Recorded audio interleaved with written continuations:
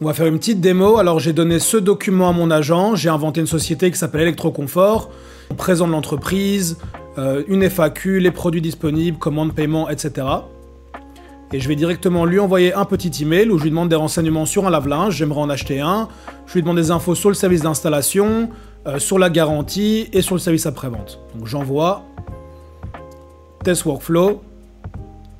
Et donc là on voit mon agent qui a détecté que c'était pour du support client, qu'il a envoyé à l'agent de support client qui est déjà dans la base de connaissances en train de retrouver les informations pertinentes. Il est en train de créer le brouillon.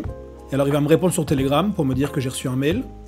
Bam. Ok, un message client renseignement sur lave-linge a été reçu de Maxime Lipman.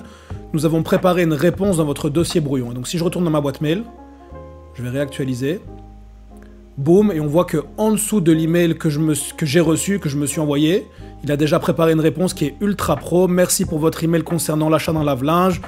Nous proposons un service d'installation, etc. En ce qui concerne la garantie, 24 mois, il donne les informations sur la société, le numéro de téléphone, donc c'est ultra pro. Et surtout, toutes les informations qu'il donne sont des informations qui sont reprises dans le document que je lui ai donné avant. Aujourd'hui, on va construire ensemble un agent IA qui automatise le support client à 100%. Notre agent IA va analyser les emails, détecter les demandes de support, chercher la réponse dans une base de connaissances et répondre aux clients, et tout ça de manière 100% automatique. C'est une solution clé sur porte que vous allez pouvoir utiliser dans votre activité, intégrer avec des clients ou simplement le vendre en service. Avant de démarrer, n'oublie pas de t'abonner si tu veux recevoir chaque semaine du contenu exclusif, apprendre à maîtriser les outils IA les plus puissants et les utiliser pour générer des revenus. On va sur N8N, Create Workflow.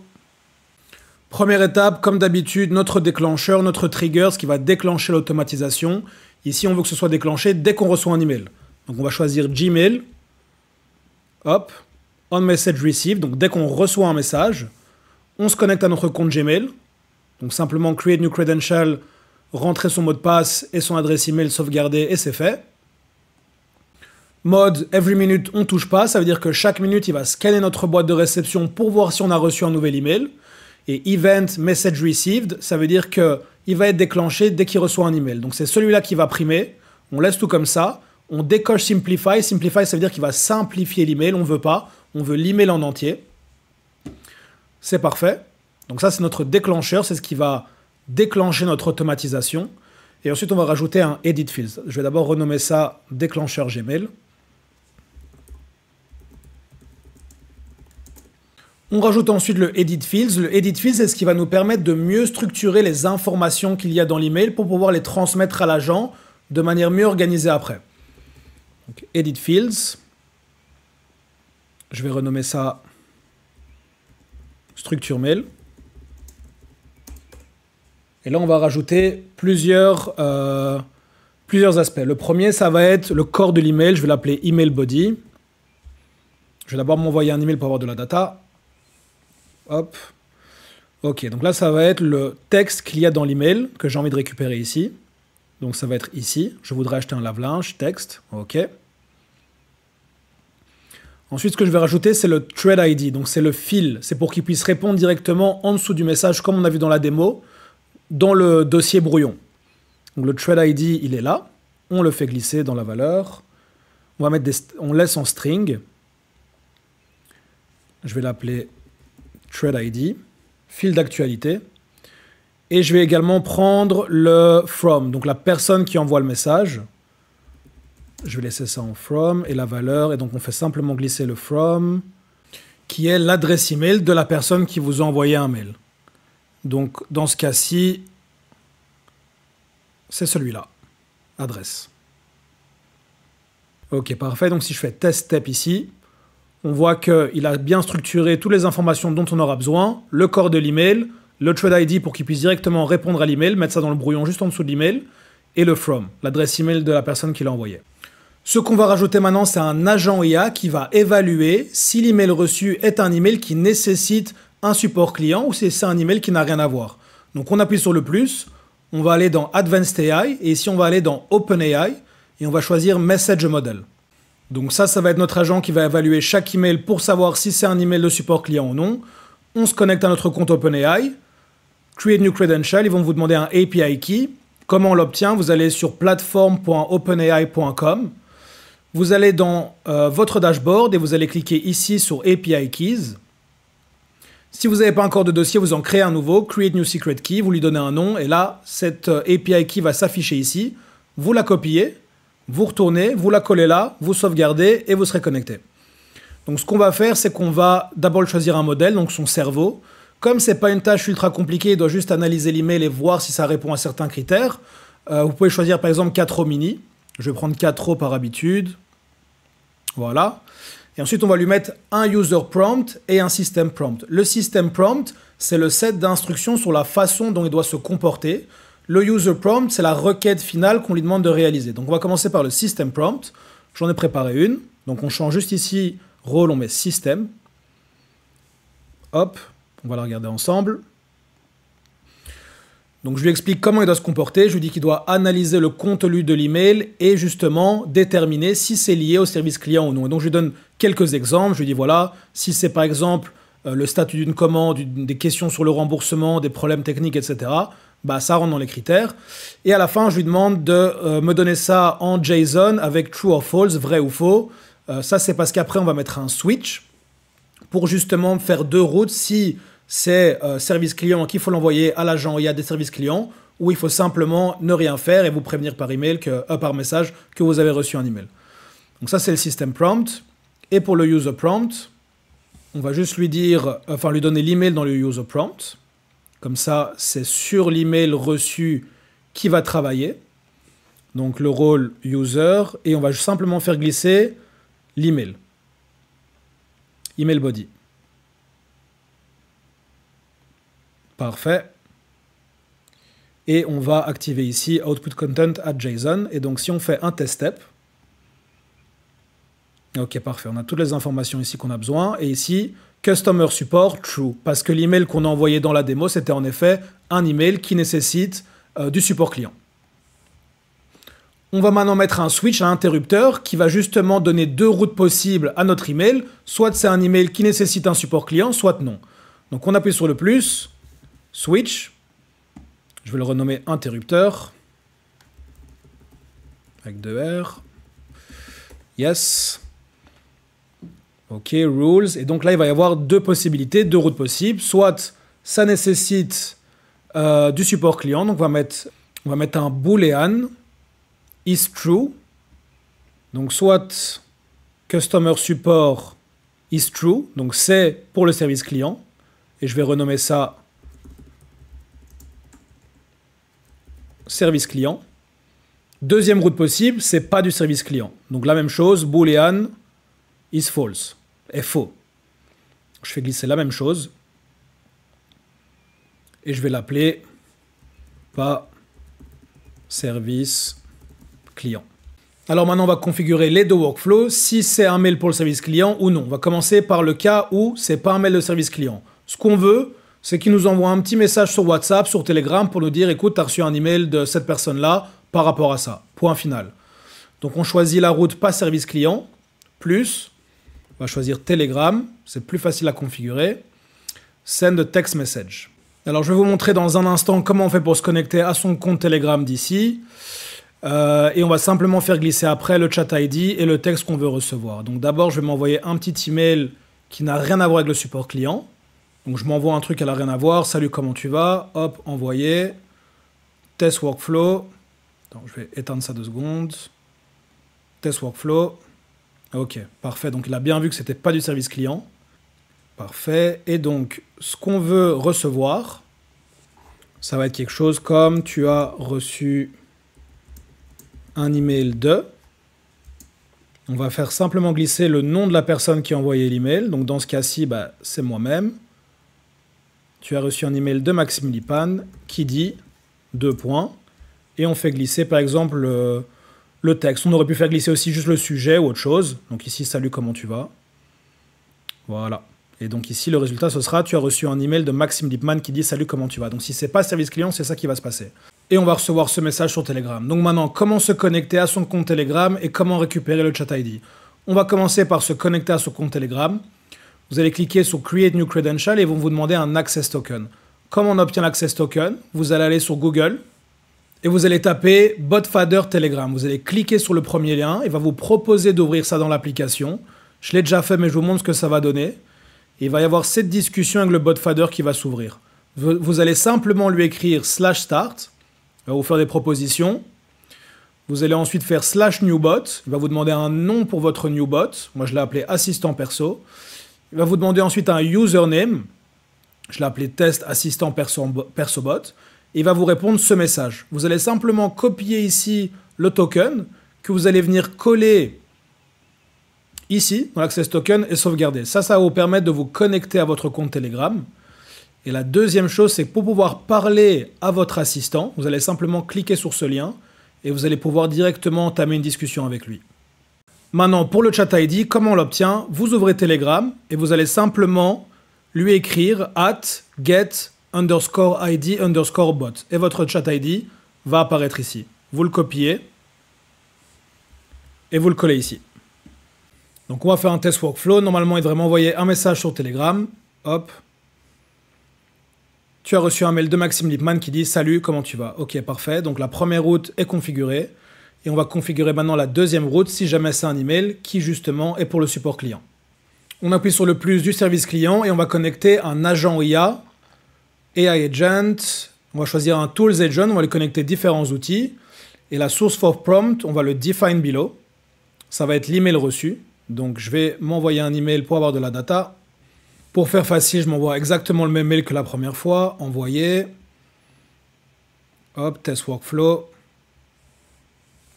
Ah, il ne me laisse pas le faire. Je dois d'abord connecter le cerveau de l'agent. Donc ça va être, je vais mettre OpenAI.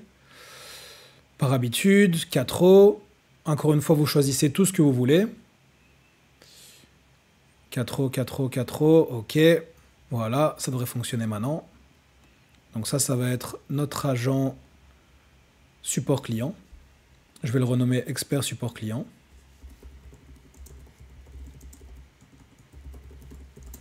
OK. Test workflow. Non, toujours pas. Bon, je vais l'éteindre 2 secondes. OK. C'est la bonne.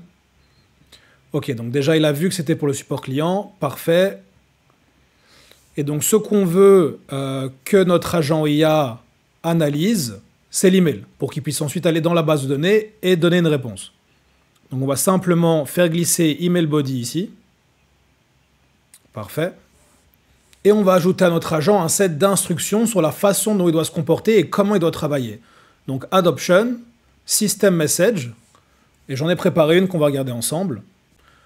Donc je lui ai donné des infos sur son rôle, je lui dis que c'est un agent de support client qui est hautement qualifié, je lui explique comment il doit s'y prendre, qu'il doit prendre les emails entrants, qu'il doit utiliser le document que je lui ai uploadé, les outils qu'il doit utiliser qu'on va implémenter ensemble, et je lui dis toujours d'être poli, professionnel, de signer par Maxime, support client électro, etc. Donc je lui donne plein d'instructions comme ça. Et donc ce qu'on veut maintenant, c'est qu'à chaque fois qu'on reçoit un email qui nécessite du support client, notre agent expert en support client va consulter sa base de données RAG, que je vais aborder dans un instant. Une fois qu'il a consulté sa base de données, qu'il a trouvé les réponses pertinentes, il crée un brouillon, une réponse qui va être prête à envoyer au client, et qu'ensuite il nous envoie un message sur Telegram pour nous dire « Voilà, tu as reçu ce mail, j'ai déjà préparé une réponse, bonne journée ». Alors on va commencer par le système RAG, la base de données de connaissances qu'on va donner à notre agent IA. Alors très rapidement et sans rentrer dans le détail, le RAG, c'est une méthode où l'IA va aller chercher des infos dans une base de documents avant de répondre. Alors il y a 2 grandes étapes. La première étape, ça va être le pré-traitement des documents. On va simplement transformer nos documents, PDF, Word, Excel, en un langage qui va être mieux compris par l'IA et qui va permettre aussi à l'IA de retrouver les informations plus rapidement. Donc on va prendre nos documents PDF par exemple, on va les envoyer à un modèle d'incorporation, ça veut simplement dire qu'on va transformer ces documents dans un langage qui est plus compréhensible par l'IA. On appelle ça des vecteurs, et ces vecteurs vont être envoyés dans une base de données vectorielle. Nous, dans notre exemple, on va utiliser Pinecone dans un instant, qui est notre base de données vectorielle. Ça, c'est la première étape. La deuxième étape, ça va être la récupération. Donc simplement, nous, l'utilisateur, on va envoyer un prompt au langage de modèle. L'IA va ensuite aller voir dans la base de données vecteur pour voir s'il y a des informations pertinentes. S'il y a des informations pertinentes, elle va les récupérer et les rajouter à notre prompt original pour créer ce qu'on appelle un prompt qui va être augmenté. Et donc c'est un prompt avec du contenu pertinent de la base de données qui va être ensuite envoyé au langage de modèle et qui va nous permettre d'avoir une réponse finale qui va être beaucoup plus efficace en tenant compte des informations qu'on a mises dans la base de connaissances. Et donc nous on va faire pareil, on va maintenant créer un petit workflow qui va nous permettre de transformer les documents qu'on a envie de donner à notre agent IA dans un langage qui va être plus compréhensible, plus facile à retrouver par l'IA. Donc on va créer un nouveau workflow, Create Workflow. Et ce workflow-là, on va le déclencher manuellement. On va manuellement lui donner les documents dont on a envie qu'il tienne compte. Donc je vais renommer ça. Et on va connecter ça à notre Google Drive. Donc on va taper Google Drive dans la barre de recherche. On va choisir Download a file, télécharger un fichier. Alors il va falloir se connecter à notre compte Google Drive. Vous allez appuyer sur Create New Credential. Ils vont vous demander un client ID et un client secret. Pour les obtenir, vous allez aller sur console.cloud.google.com. Donc la première fois que vous vous connectez, il y aura un petit bouton console ici en haut à droite. Vous cliquez dessus, vous allez arriver ici. Première chose à faire, ça va être de créer un projet. Donc vous allez simplement appuyer Nouveau projet. Nom du projet, je vais l'appeler Test 1, 2, 3, 4, 5. Aucune organisation, créer. Ensuite, vous allez dans API et services. Et dans la barre de recherche, vous allez taper Google Drive. Google Drive API. Et là, vous allez activer la fonctionnalité. Hop, activer. Une fois que c'est fait, vous allez appuyer sur Identifiant. Et là, vous allez appuyer sur Créer des identifiants. Et vous allez choisir ID Client Auth. Ok, il nous demande de configurer l'écran de consentement. On va appuyer là-dessus. Premier pas, là c'est facile, on suit ce qu'il faut faire. Nom de l'application NW10, adresse email, mon adresse email, enfin votre adresse email. Cible externe. Coordonnées, de nouveau votre adresse email.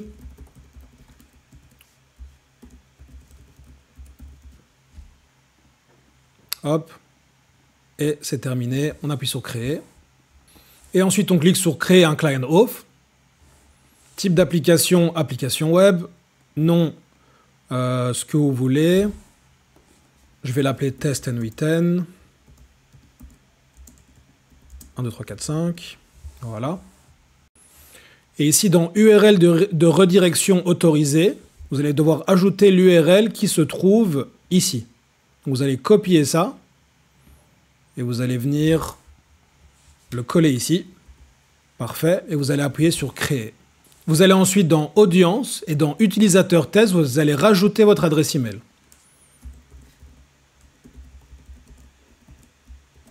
OK. On enregistre. Et une fois que c'est fait, vous allez aller dans Client. Vous allez cliquer sur ce que vous venez de créer. Et ici à droite va s'afficher le code secret et l'ID.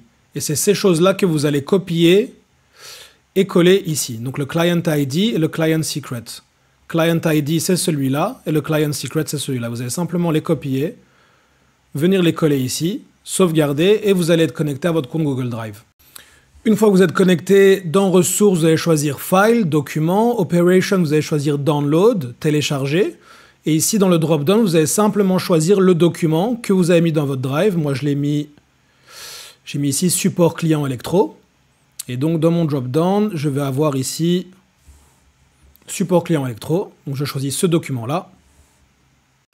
Et donc, ce qu'on veut maintenant, c'est transformer ce document dans un langage qui va être compréhensible par l'IA. Et donc, on va connecter Pinecone. Pinecone, ça va être notre base de données qui va transformer ça en vecteur. Donc, le langage qui est compréhensible.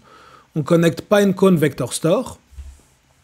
Et on va choisir Add Document to Vector Store. Donc, rajouter des documents à la base de données vecteur. Donc pour ça, il va falloir se connecter à notre compte Pinecone. Donc on va appuyer sur Create New Credential. Il nous demande un API Key. Pour l'obtenir, vous allez sur app.pinecone.io. Vous créez un compte et vous allez simplement cliquer sur API Key. Et vous allez appuyer sur Create API Key. Elle va s'afficher. Vous la copiez. Vous venez la coller là et vous sauvegardez. Vous allez être connecté à votre compte Pinecone. Ensuite, on va créer un index. C'est là où les documents vont être stockés. Donc vous allez simplement appuyer sur Database. Vous allez appuyer sur Create Index. Vous allez l'appeler comme vous voulez, donc support client électro par exemple. Moi je l'ai déjà fait, c'est juste pour vous montrer. Donc je vais l'appeler test 1, Ah oui, pas d'espace. Dans la configuration, vous allez simplement choisir Text Embedded Tree Small, donc celui-là. Et pour le reste, il n'y a pas vraiment de choses à faire. Vous allez simplement appuyer sur Create Index et ça va vous donner quelque chose comme ça. Donc moi, je l'ai fait ici. Je l'ai appelé Support Client. On revient dans NV10 et vous allez choisir maintenant l'index où vous voulez stocker les documents dans le nouveau langage. Donc Operation, c'est insérer un document, ça on ne touche pas. Et ici, vous allez choisir, donc moi je l'ai appelé Support Client comme je vous ai montré. Parfait. Et donc, ce qu'on va rajouter maintenant, c'est un embedding model, un modèle d'incorporation. C'est simplement ce qui va transformer le document PDF en langage de vecteur qui est plus compréhensible par l'IA. Donc, on appuie sur embedding, on va utiliser ChatGPT pour ça. Je choisis OpenAI. Et on choisit le modèle Text Embedding Tree Small, exactement comme dans les settings de Pinecone. Donc ça, c'est ce qui va transformer nos datas en vecteur. Et on va rajouter un chargeur de données. Et ici, on va choisir Type of Data Binary, parce que les documents qu'on upload en général sont en binary. Ça, on ne touche pas. Load All Input Data, et ça non plus, on ne touche pas. Et on va rajouter un séparateur de texte. On va choisir Recursive Character Stack Splitter. Ça va simplement couper le texte en morceaux. Et c'est une façon pour l'IA de récupérer du contenu plus facilement. Donc Chunk Size, c'est la taille des morceaux, on laisse à 1000. On ne touche pas. Et donc maintenant, je vais appuyer sur Test Workflow. Il va télécharger le fichier de mon Google Drive qui est PDF. Il va l'envoyer dans le Vector Store qui va être transformé en vecteur ici par tous les modèles qu'on a ici et qui va ensuite être stocké automatiquement sous forme de vecteur dans ma base de données vecteur. On fait ça ensemble. Donc il télécharge le fichier, hop, il le transforme en petits morceaux, en vecteur. Le modèle d'incorporation, hop, et voilà, il est déjà stocké dans ma base de données vecteur. Donc je reviens maintenant à notre agent principal. On va maintenant lui donner accès à la base de données Pinecone pour qu'à chaque requête, il puisse aller voir dans la base de données s'il y a quelque chose d'intéressant. Donc dans Outils, on va choisir Vector Store Tool. Ici, ce qui est important, c'est de mettre le même nom que le fichier, donc support client. Il faut expliquer ce que c'est. Donc, c'est les recherches d'informations sur nos politiques d'assistance à la clientèle. Parfait. Cet outil va nous permettre d'accéder à la base de données vecteur. On va connecter cet outil à OpenAI. Ça va être un petit peu son cerveau. Ok, je choisis 4O. Oups. Ok, GPT-4o. Parfait. Et on va ensuite connecter cet outil à notre base de données vecteur. Donc on va choisir ici Pinecone Vector Store. On est déjà connecté à notre compte. Opération, on choisit Retrieve Document, donc retrouver un document. Et ensuite on va choisir l'index support client. Ok, parfait. Je vais faire ça un peu plus propre. Ok, et ça on va le connecter à notre modèle d'incorporation. Donc toujours la même chose, OpenAI. Text Embedding Tree Smalls, parfait. Et voilà, donc maintenant à chaque requête, il va aller vérifier dans notre base de données vecteur, c'est-à-dire dans notre fichier support client électro, s'il y a des informations intéressantes ou pertinentes pour pouvoir avoir une réponse plus efficace. Donc ça c'est fait, notre base de données est configurée. Maintenant ce qu'on veut, c'est qu'il prépare un brouillon s'il y a un mail de Customer Support. Donc ce qu'on va faire, c'est qu'on va appuyer sur Tool, on va choisir Gmail. Ressources, on va changer ça en draft, brouillon, operation create, donc on veut qu'il fasse un brouillon. Pour le sujet, on va laisser l'IA le trouver en fonction du contexte. Pour le message, pareil. Et on va rajouter le thread ID, donc le fil de réponse, donc qu'il puisse répondre en dessous de l'email. Et on va rajouter to email, donc la personne à qui il faut répondre. Et ça, on va faire un test workflow pour l'avoir. Ok, donc on voit, il va dans notre base de données. Parfait. Ok, on fait simplement glisser comme d'habitude. Le thread ID, on le récupère ici. Thread ID, on fait glisser. Et le tout, c'est la personne à qui on répond. Et voilà. Dernière étape, on veut qu'il nous envoie un petit message sur Telegram pour nous prévenir qu'il a répondu à un client. Donc on va rajouter cette option-là. Telegram. Send a message.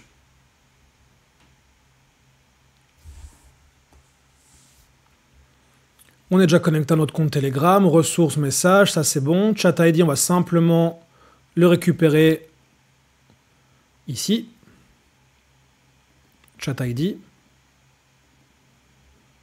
Chat ID. Et pour le message, on va lui dire par exemple un message client.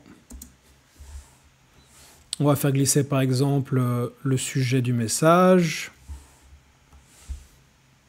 Un message client, renseignement sur lave-linge a été reçu.